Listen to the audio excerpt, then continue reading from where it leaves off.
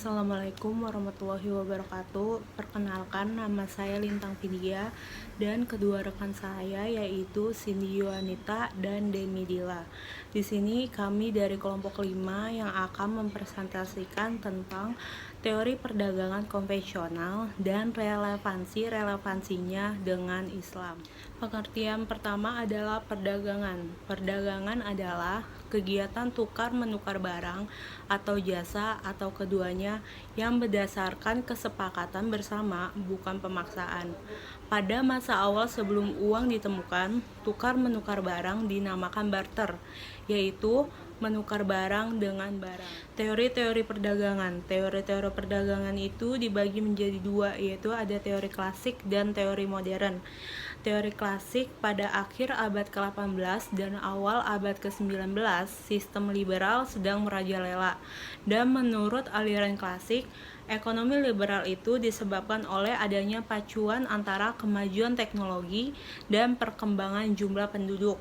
Menurut aliran ini, bahwa meningkatnya tingkat keuntungan akan menambah volume persediaan kapital atau capital stock. Keadaan ini akan memajukan tingkat teknologi dan memperbesar jumlah barang yang beredar sehingga tingkat upah naik, yang berarti meningkatkan tingkat kemakmuran penduduk. Tingkat kemakmuran akan mendorong bertambahnya jumlah penduduk sehingga mengakibatkan berlakunya hukum pertambahan hasil yang semakin berkurang atau law of diminishing return. Dan yang kedua adalah teori modern. Teori modern ini perdagangan antar negara maju pesat sejak pertengahan abad 19 sampai dengan permulaan abad 20. Teori klasik yang mampu memberikan dasar serta penjelasan bagi kelangsungan jalannya perdagangan dunia karena negara yang ikut di dalamnya melakukan spesialisasi dalam produksi serta berusaha mengekspor barang-barang yang paling sesuai atau menguntungkan bagi mereka. Selanjutnya ada teori-teori klasik perdagangan yang dibagi menjadi 3. Yang pertama, teori absolute advantage oleh Adam Smith. Teori ini memusatkan perhatiannya pada variabel real seperti misalnya nilai suatu barang ditukar dengan banyaknya tenaga kerja yang dipergunakan untuk menghasilkan suatu barang. Semakin banyak tenaga kerja yang digunakan, maka akan semakin tinggi nilai barang tersebut atau yang biasa disebut sebagai labor theory of value. Yang kedua, teori comparative advantage oleh David Ricardo. Perdagangan internasional dapat terjadi walaupun suatu negara tidak memiliki keunggulan absolut. Perdagangan internasional dapat saling menguntungkan jika salah satu negara tidak memiliki keunggulan absolut, cukup dengan memiliki keunggulan komparatif pada harga untuk suatu komoditi yang relatif berbeda. Yang ketiga, teori reciprocal demand oleh John Stuart Mill. Teori permintaan timbal balik mencari titik keseimbangan antara pertukaran barang antar dua negara dengan menentukan dasar tukar dalam negeri. Teori ini mengedepankan keseimbangan permintaan dan penawaran, karena permintaan dan penawaran merupakan faktor penentu untuk berapa banyak jumlah barang yang akan diimpor dan diekspor. Selanjutnya, teori modern perdagangan yang dibagi menjadi 5. Yang pertama, teori faktor proporsi oleh Hexter Ohlin. Hexter Ohlin pada tahun 1919 mengembangkan model ekonomi dengan menyatakan penyebab adanya perbedaan faktor produksi karena adanya perbedaan proporsi faktor tenaga kerja, modal, dan tanah yang dimiliki oleh suatu negara.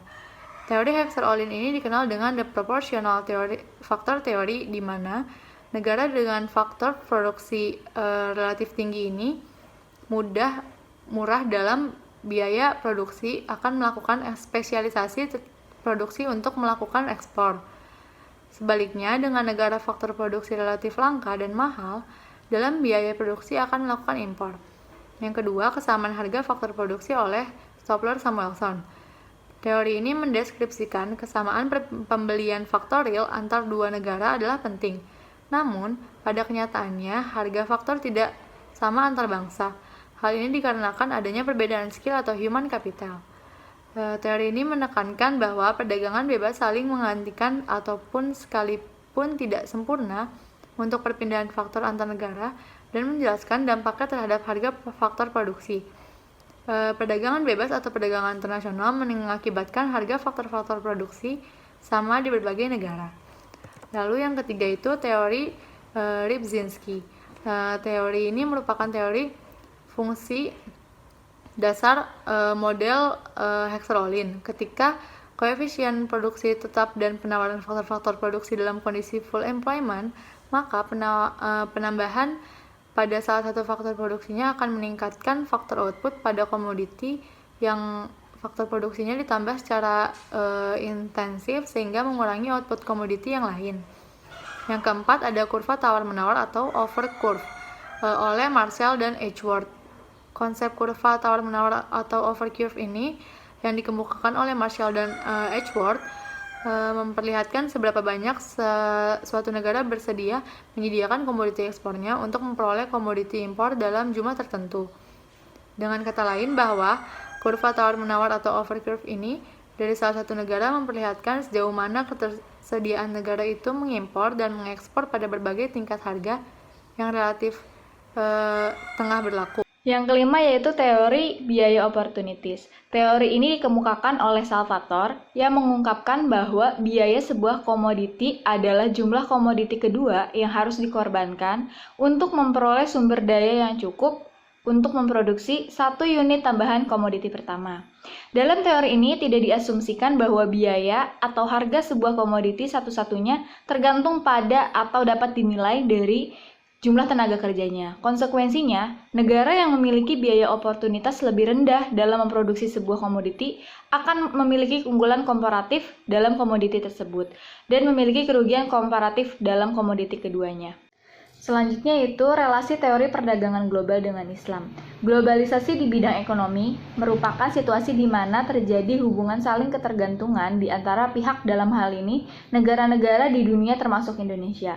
Ibnu Khaldun sangat mendukung bidang ekonomi internasional. Ibnu Khaldun berpendapat bahwa melalui perdagangan luar negeri, kepuasan masyarakat, laba perdagangan, dan kekayaan negara akan meningkat. Adapun pertimbangan untuk mengadakan perdagangan internasional yaitu biaya yang lebih murah dibandingkan memproduksi secara internal, mutu yang lebih baik, dan mendapatkan produk baru. Wawasan Ibnu Khaldun terhadap beberapa prinsip ekonomi sangat mendalam dan jauh ke depan, sehingga teori yang dikemukakannya sekitar 6 abad yang lalu sampai sekarang merupakan perintis dari beberapa formula teori ekonomi modern. Selanjutnya yaitu relevansi bisnis syariah dengan globalisasi bisnis. Islam secara tidak langsung telah memberikan strategi dan cara untuk berperilaku dan menghadapi persaingan ekonomi dari skala individual hingga skala global. Pandangan Islam yang selanjutnya dideskripsikan dalam ilmu ekonomi Islam berkaitan dengan strategi untuk menghadapi tantangan persaingan ekonomi di era MEA dapat ditemukan dari prinsip ekonomi Islam. Prinsip ekonomi Islam diartikan sebagai kaidah-kaidah pokok yang membangun struktur atau kerangka Islam dan elemen yang menjadi struktur suatu aktivitas yang digali dari sumber ajaran Islam.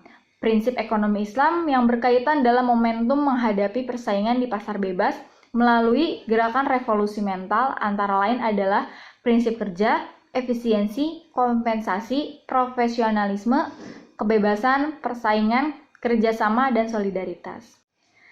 Sekian presentasi dari kelompok kami, kurang lebihnya mohon maaf. Wassalamualaikum warahmatullahi wabarakatuh.